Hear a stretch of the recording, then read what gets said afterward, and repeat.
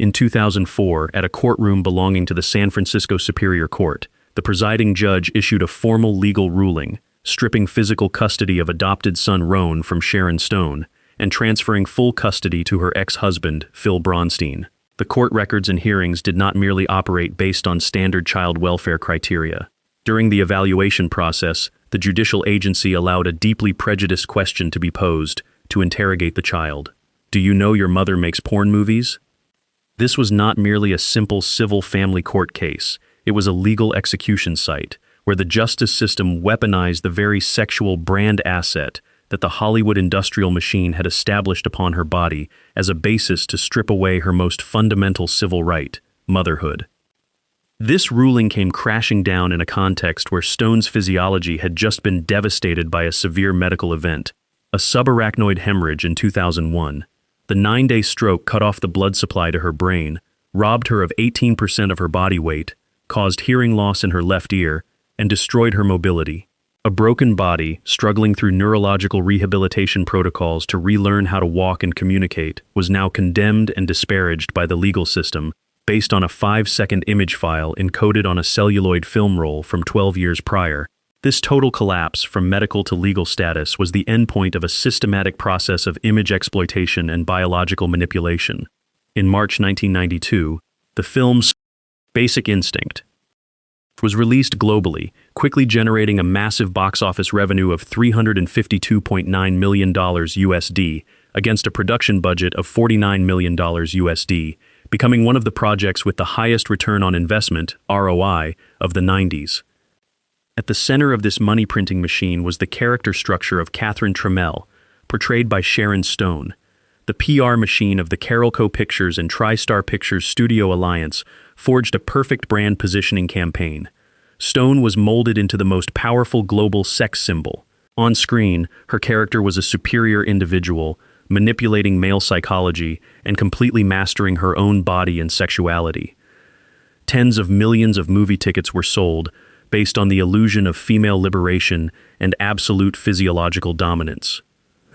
However, the project's internal balance sheet exposed an extreme structure of financial exploitation. Lead actor Michael Douglas was signed to a guaranteed contract with a base salary of $14 million USD, along with secondary back-end points, profit sharing. Meanwhile, Sharon Stone, the core brand asset directly generating the exclusive appeal and billion-dollar controversies for the film, was forced to sign a contract with a mere $500,000 USD salary, less than 1/28 of her male co-star's valuation, without any profit-sharing clauses included. The so-called unrivaled power on screen was, in reality, merely a digital product designed to cover up a cruel legal reality.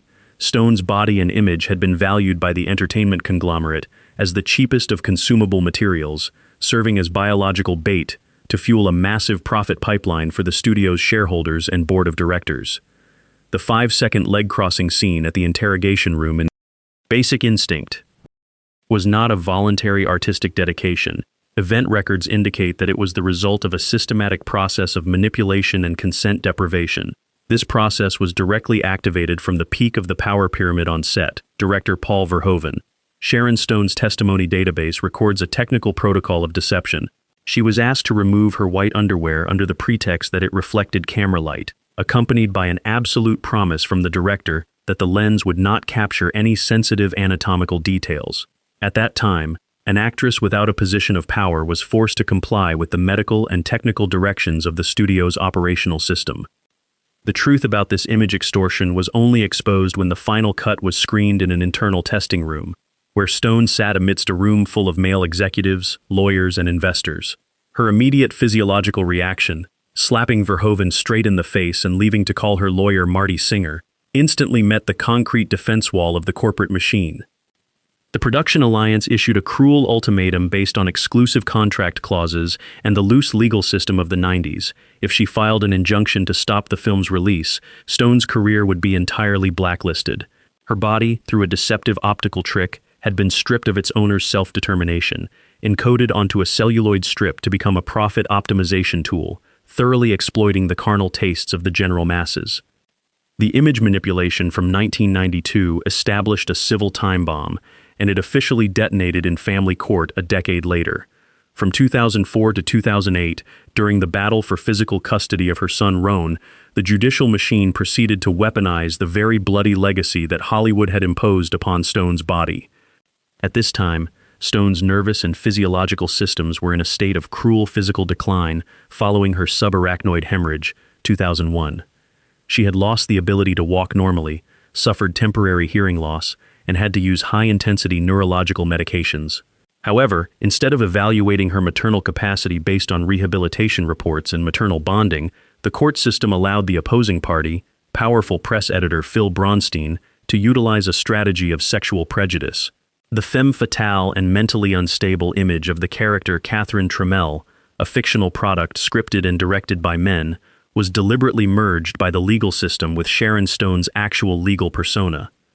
The pinnacle of cruelty was when the court allowed a child to be questioned about his mother's pornographic scenes, turning a civil dispute into state-sponsored psychological abuse.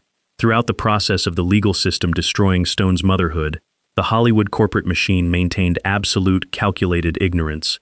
Not a single executive from Carol Co. or TriStar stepped forward to correct the deception of that scene from years past in order to protect the honor of their asset. When the legal apparatus finished stripping the child from the arms of a biologically exhausted mother, the cover-up was complete. Hollywood had successfully drained the commercial value from Stone's body, leaving behind a broken physical form laden with neurological trauma and a dark judicial record to bear society's punishment on its own, while the revenue from Basic Instinct re-releases continued to flow into the trust funds of shadow shareholders. More than 3 decades after Basic Instinct premiered, the Hollywood corporate machine continues to maintain a passive revenue stream from a digitized crime scene of fraud. The 4K remaster versions, global streaming rights, and derivative merchandise continue to pump millions of dollars into the financial systems of the copyright-inheriting entities. The 5-second leg crossing scene, effectively forensic evidence of a deliberate act of stripping consent, is consumed and hailed by the global public as a classic symbol of American cinema.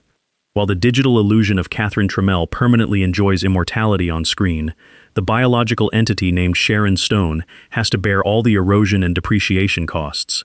The consequences of this exploitation process did not just stop at extreme financial asymmetry, but $500,000 in salary versus $352 million in box office revenue, but also resulted in the systematic destruction of the most fundamental civil rights.